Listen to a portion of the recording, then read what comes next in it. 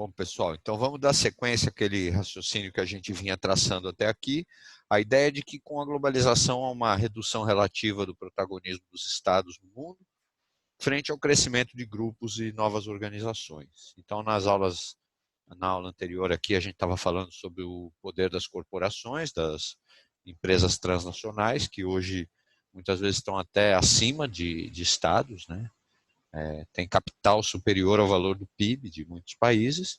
E na parte de atualidades a gente também vinha discutindo a ascensão dos organismos multilaterais como protagonistas de relevo. Nós vamos agora então para o terceiro conjunto de protagonistas, que são os blocos econômicos, que são uma reação dos estados nacionais a essa perda relativa de poder, onde os estados passam então a perseguir uma estratégia de agrupamento, de inserção no mundo globalizado de forma agrupada. Então nós vamos falar um pouco sobre características teóricas desse processo, como é que a formação de blocos se relaciona com a globalização, para daí a gente passar uma discussão de alguns blocos específicos, uma caracterização e uma descrição. Então nós começamos com essa primeira ideia de situar os blocos econômicos no mundo globalizado. O processo que leva à formação de blocos, ele tem uma terminologia própria que o define. A gente algumas vezes frisou a importância de vocês estarem atentos ao domínio da linguagem técnica e da matéria. Então, quando aparecer dentro de geografia, dentro do tema globalização, a expressão regionalização, ela não é simplesmente a formação de uma nova região, mas a ideia de que essa região é formada no mundo globalizado por uniões ou por processos de aproximação entre distintos estados nacionais. Quer dizer, regionalização acaba se tornando sinônimo de formação de blocos regionais. Então, se você ao fazer uma questão encontrar essa expressão e a questão estiver falando sobre a globalização, é praticamente dizer a mesma coisa, né? A tendência de regionalização. E essa ideia de agrupar vários países com um propósito específico, ela não é uma ideia nova, mas ela é uma ideia que tem uma história bastante curiosa. Assim como todas as ideias que têm uma história própria, nem sempre a ideia original corresponde à ideia atual do termo. No caso da regionalização, quando surge a ideia de agrupar um conjunto de países para aproximá-los, para que eles se insiram no mundo como uma coisa só, a gente ainda não tinha preocupação econômica como algo prioritário. Na verdade, a integração regional ela é um processo que começa a ser testado após a Segunda Guerra Mundial com uma finalidade eminentemente política. Qual é a finalidade política de você criar um acordo, por exemplo, na Europa pós-guerra, unindo vários países? É evitar novas rivalidades que possam levar a novas guerras. A Europa está bastante traumatizada de duas imensas guerras, então os europeus estão buscando saídas para diminuir qualquer possível rivalidade a partir de mecanismos de cooperação política. Nesse sentido, duas organizações são extremamente marcantes, elas são contemporâneas, elas surgem quase que no mesmo momento, logo após a Segunda Guerra. A primeira delas é o Benelux, que é uma união de livre comércio, quer dizer, ela vai abolir as taxas de importação e exportação entre produtos comercializados entre 3 pequenos países, a Bélgica, Holanda e Luxemburgo. E essa iniciativa, que tinha realmente já alguma intenção comercial, depois vai dar origem a uma outra organização, essa sim, muito importante do ponto de vista político, que é a SECA, Comunidade Econômica do Carvão e Aço. Comunidade Econômica do Carvão e Aço. Comunidade Econômica de Carvão e Aço justamente prevê que o acesso a uma série de jazidas importantíssimas de carvão e ferro da Europa seja feito de forma compartilhada. Se trata do acesso à região da Alsácia-Lorena, que é uma região histórico de instabilidade, principalmente entre dois países que são grandes protagonistas tanto na Primeira quanto na Segunda Guerra, que são a Alemanha e a França. E teremos também integrando o acordo a Itália. Num primeiro momento, então, este acordo ele visa criar uma atmosfera de cooperação, fazendo com que esses países possam ter acesso aos recursos de forma compartilhada e isso evite uma escalada de tensões, evite no futuro a retomada de uma escalada bélica. Os resultados políticos foram positivos, né? Nós tivemos aí realmente um entendimento crescente entre os três países, mas o que surpreendeu e não é exatamente esperado foram os bons resultados econômicos. O comércio entre esses países cresceu bastante e isso se tornou um estímulo para uma ampliação do bloco que deu origem ao que hoje nós chamamos de MCE, aí o Mercado Comum Europeu. O Mercado Comum Europeu ele é uma união, ele é uma fusão do Benelux mais a SECA, dando origem então a um outro tipo de organização, a uma nova organização que é voltada aqui à integração econômica. Ainda assim, gente, por mais que houvesse uma intenção de fazer comércio unindo os 6 países membros aí, 3 do Benelux, 3 da SECA, a grande finalidade mesmo era a questão bélica, a questão política, evitar novas rivalidades. Com o fim da velha ordem mundial e a entrada do mundo num processo de globalização, essa significação dos blocos econômicos é radicalmente alterada. A globalização ela é um processo que vai diminuir muito a possibilidade de grandes conflitos. Ironicamente, depois de décadas de Guerra Fria, do medo de uma grande guerra nuclear, esse conflito nunca se concretizou e, ao final da Guerra Fria, tem-se a sensação de que não veremos mais guerras acontecerem, né? Temos até a polêmica afirmação aqui de um historiador, de um cientista político americano, chamado Francis Fukuyama, que vai dizer que nós estamos diante de uma situação de fim da história. Né? O fim da história é uma tese já bastante polêmica e, de certa forma, superada, mas na época parecia fazer sentido. Né? Francis Fukuyama vai defender a ideia de que no mundo de hoje não haverá mais espaço para guerras.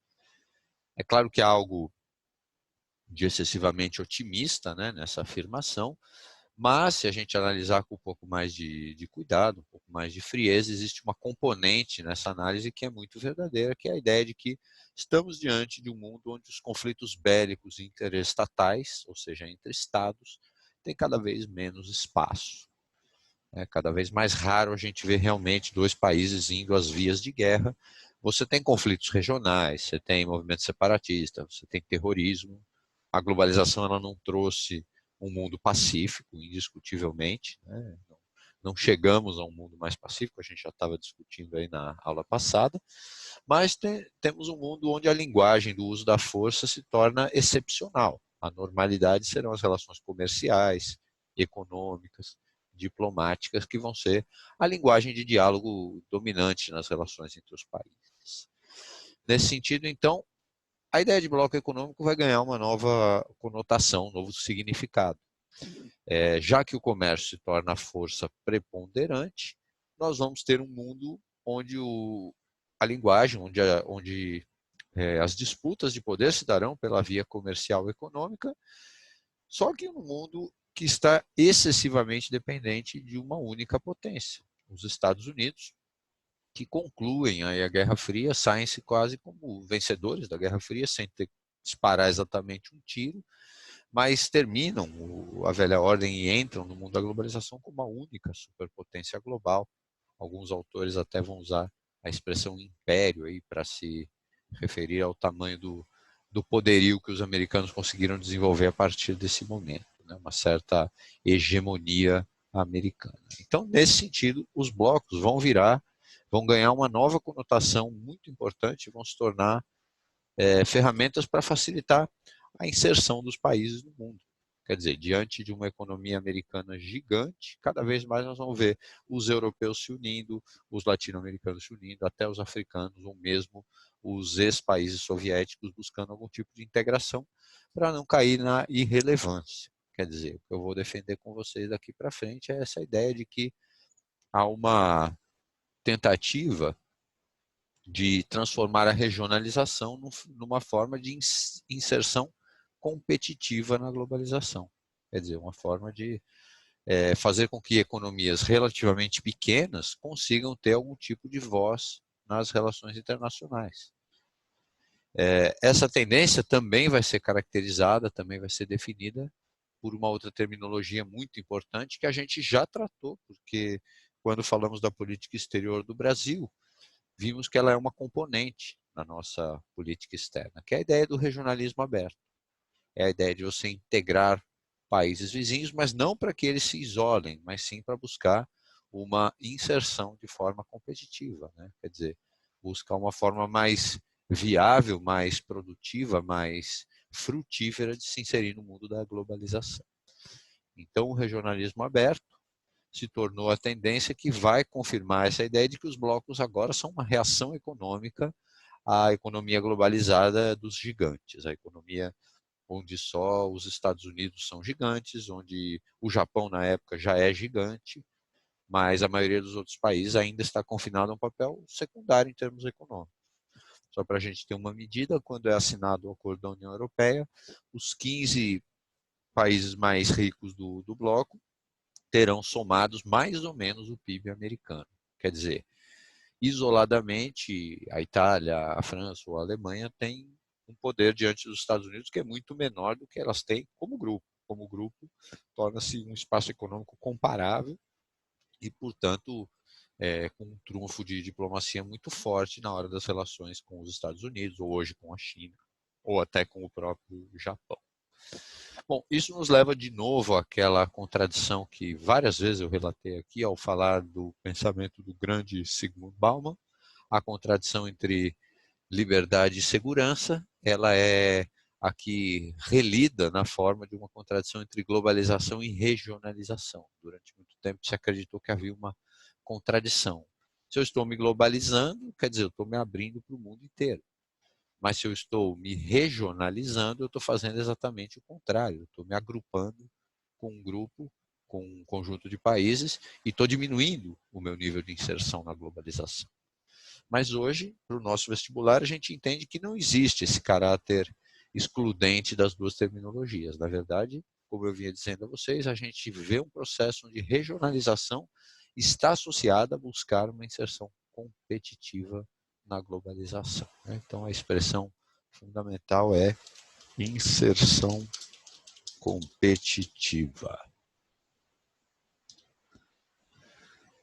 E importante notar que, até muito recentemente, essa ideia de agrupar-se em blocos regionais era uma tendência mundial. Então, eu digo aqui até 2017, existiu uma tendência muito clara de regionalização do mundo em torno de blocos econômicos. Todo mundo queria entrar em blocos econômicos, em grande medida graças ao êxito da experiência europeia. A maioria dos países europeus viu o seu comércio crescer, os países mais pobres, principalmente, melhoraram sua condição de vida, os mais ricos não pioraram. Então, entrar num bloco econômico tornou-se quase uma panaceia, quase uma solução imediata para todos os males. Por isso que eu digo que até 2017 essa tendência operou como algo dominante no mundo. Só que as coisas começaram a mudar nos últimos anos com a ascensão polêmica aí do polêmico presidente americano, Donald Trump, que vai diminuir esse ímpeto de integração e vai se colocar como um líder questionador das ideias globalistas. Muitos dizem, então, que começa aqui o processo justamente de questionar até onde vai a globalização, que fica muito evidente naquela fala do Trump, que várias vezes até já citei em sala. Não sou globalista, e sim nacionalista.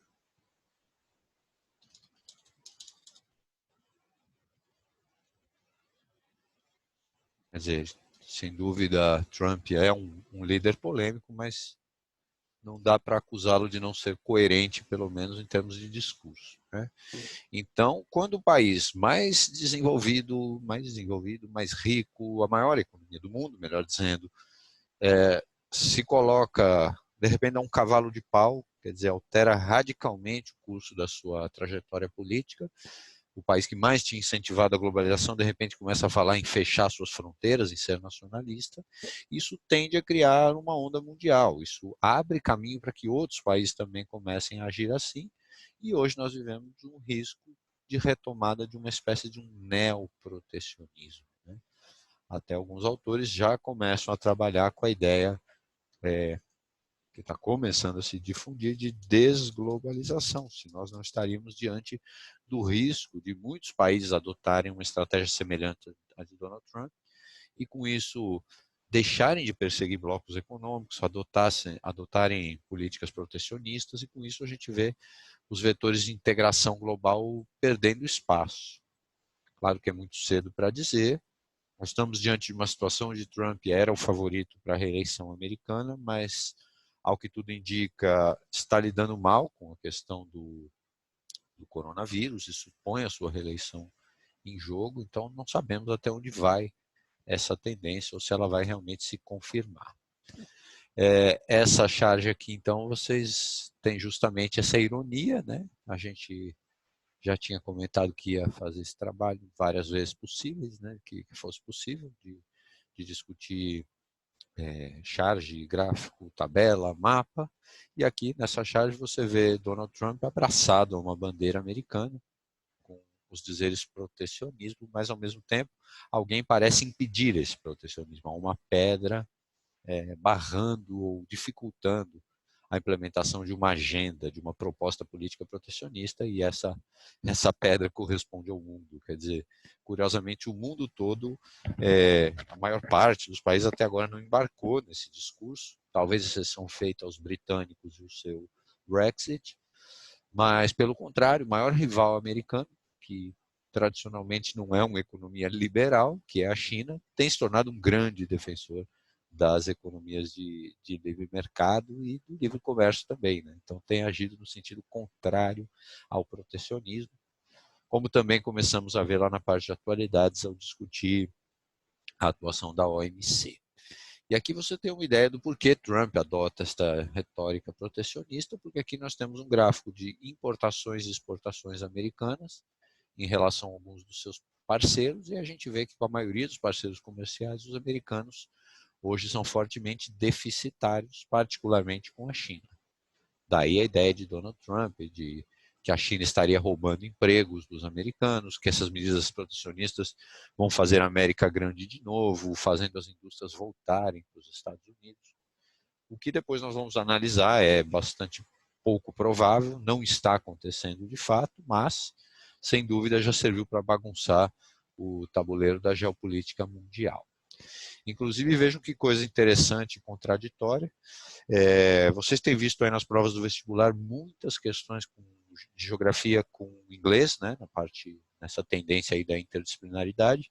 E vejam que interessante, porque os Estados Unidos, país que são o símbolo, ou foram durante muito tempo o símbolo da abertura comercial, da globalização e do neoliberalismo, defendem medidas protecionistas. Então, Trump falando aqui de como ele usa o protecionismo na indústria do aço e do alumínio para reverter políticas injustas de outros países. Quer dizer, ele diz que quer fazer um comércio livre e um comércio inteligente, mas, ao mesmo tempo, adota para isso uma postura de guerra tarifária. Então, curiosamente, o país mais neoliberal do mundo, de repente, dá, como eu disse a vocês, um cavalo de pau.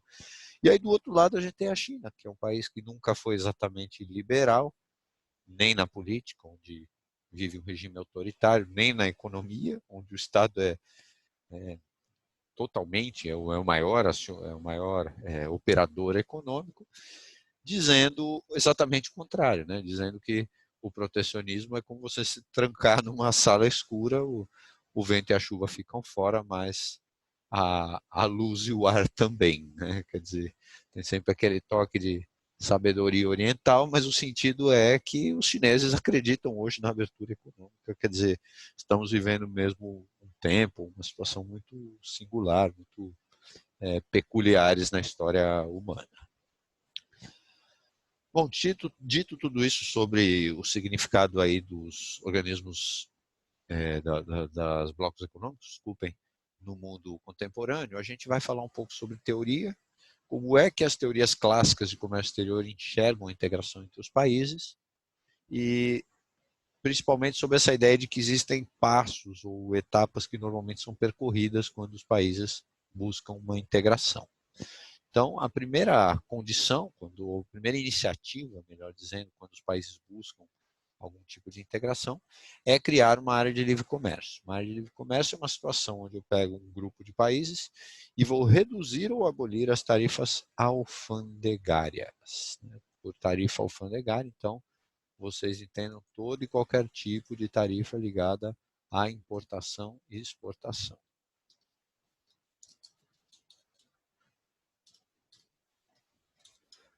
Então, quando eu reduzo as tarifas cobradas para vender ou comprar produtos dos países vizinhos, fica mais vantajoso fazer comércio com eles do que com outros países, né? Então, quando o Brasil assina o acordo com a Argentina, Uruguai, Paraguai, o Mercosul, fica mais interessante comprar produtos argentinos do que americanos, chineses ou europeus. Ou pelo menos essa é a proposta, né? Incrementar o comércio intra-regional. Se os países julgarem que a iniciativa foi bem sucedida, podem avançar um segundo tópico, que é quando, além de adotarem as estratégias da área de livre comércio, passam a firmar uma união aduaneira, que se constitui quando é assinada uma TEC. Chamamos de TEC a Tarifa Externa Comum, que significa que os países do bloco vão unificar suas taxas de exportação e importação para quem não é do bloco. Porque hoje você tem produtos que entram e saem do Brasil para a Argentina sem pagar nenhum tipo de tarifa. Mas se o produto vem dos Estados Unidos para o Brasil, ele paga uma tarifa. Se ele vai para a Argentina, ele paga outra. Isso enfraquece o bloco, faz com que o comércio exterior possa driblar a eficácia do bloco econômico, e a melhor solução para isso é todos os países do bloco adotarem a mesma tarifa externa comum, que é o que o Mercosul vem tentando adotar ainda sem êxito pleno. Então, quer dizer, numa tarifa externa comum existe uma única taxa de exportação e importação para quem não é do bloco. E entre os países membros, a situação de área de livre comércio, normalmente não há nenhum tipo de tarifa, nenhum tipo de imposto ou barreira. Se essa iniciativa for bem sucedida e os países julgarem vantajoso, podem se dirigir a uma terceira fase, aqui, um terceiro passo, que seria a formação de um mercado comum. No mercado comum, a gente tem uma característica, as características, aliás, agregadas dos passos anteriores. Então, você tem livre comércio entre os membros, você cria uma união aduaneira, mas, além disso, você cria livre circulação de pessoas. Diferente do que nós já temos aqui no Mercosul, a livre circulação de pessoas ela deveria se dar de forma plena, né? Estamos pensando, então, numa livre circulação para fins de moradia, trabalho, estudo e prestação de serviço, com a abolição da necessidade de visto, né? E, em alguns casos, até com a possibilidade de se criar um documento comum, como é o passaporte europeu. Então, apesar de hoje você poder fazer turismo em países aqui do Mercosul, você, sem visto, você não pode morar, trabalhar, ou, caso bem recorrente aí que vocês veem, as pessoas que vão estudar, fazer cursos na Argentina ou em outros países vizinhos, depois tem dificuldade com validação de diploma. Tudo isso é superado quando a gente cria uma espécie de um mercado comum aí, como eu tinha dito anteriormente.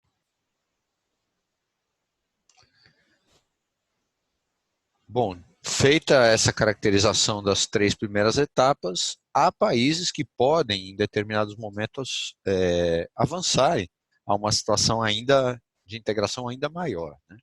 Aqui o passaporte europeu, a gente acabou de comentar a ideia do mercado comum.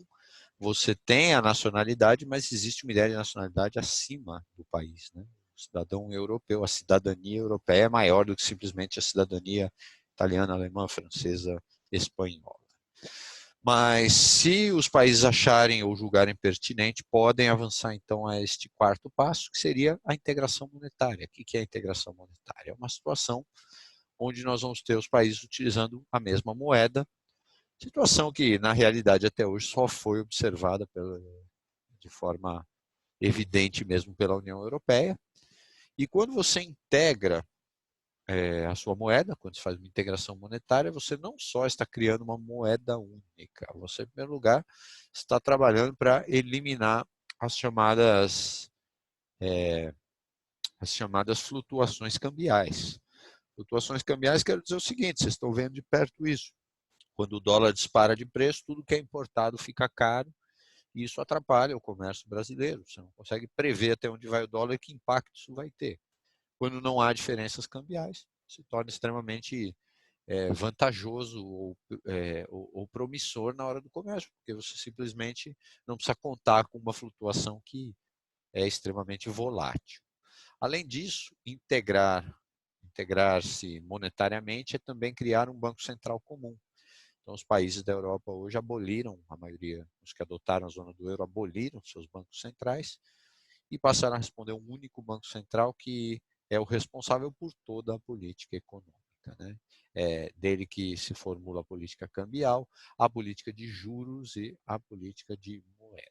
Depois nós vamos discutir que esse caminho da integração monetária, como todo o processo de integração regional, ele tem aspectos muito positivos, mas tem também aspectos negativos. E um dos aspectos negativos é que a hora que o país entra numa união monetária, ele perde autonomia sobre a sua política financeira. Então, o país não pode, por exemplo, mexer como o Brasil hoje faz na taxa de juros para estimular o crescimento ou para conter a inflação. Não pode imprimir moeda, como no meio da crise de 2008 fizeram os americanos. Mesmo assim, muitos países da União Europeia toparam, né? E até a crise de 2009, aquela da Grécia, que depois nós vamos tratar, essa medida era vista com um enorme otimismo, né? Você integrar moedas. Bom, os europeus chegaram a discutir um quinto passo. O quinto passo seria você integrar as economias, né? Desculpa, integrar as constituições, criando uma única constituição.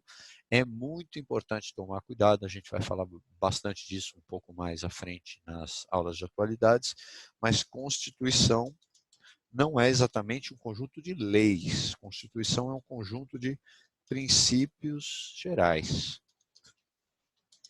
sobre os quais se elaboram as leis, né? A Constituição inspira as leis. Então você não vai encontrar na Constituição leis de fato. O que a Europa quer não é ter a mesma lei, mas sim um conjunto de princípios que unam todos os países. E aí cada país cria suas leis com base nesses princípios. Então essa ideia a gente vai explorar um pouco melhor na parte de atualidades quando falar de sistema político. E chegou-se a discutir na Europa, em alguns momentos, a integração militar. Até existe um embrião de organismo militar, que a gente depois vai ver nas aulas da União Europeia, mas até agora ninguém se dispôs a bancar, né? O custo é muito alto, o custo econômico e o custo político, já que vários países da União Europeia estão diretamente no círculo de influência da OTAN. Quer dizer, traduzindo, é como, de certa forma, se os países integrando-se dessa forma em blocos estivessem evoluindo para formar uma espécie de um novo país. É claro que não é um novo país, há limites, há questões de soberania nacional, há diferenças culturais ainda muito fortes, mas em muitos aspectos se assemelha mesmo com uma confederação ou até com algo como uma grande federação, um país mesmo, né? Lembrem que tudo isso então nasce por motivos políticos e depois ganha conotação econômica. Isso aqui é uma imagem então do Europarlamento, assim como no Parlamento Brasileiro, ou seja, na Câmara dos Deputados. Cada país tem direito a um número de parlamentares e esse número ele é proporcional à população dos estados. Então, por exemplo, aqui você tem alguns dos eurodeputados por Portugal. O interessante é que a última eleição que aconteceu de eurodeputados teve maioria de vitória, né? Teve como partido mais votado partidos eurocéticos, partidos que questionam a eficácia da União Europeia. Mas isso é assunto para outra hora.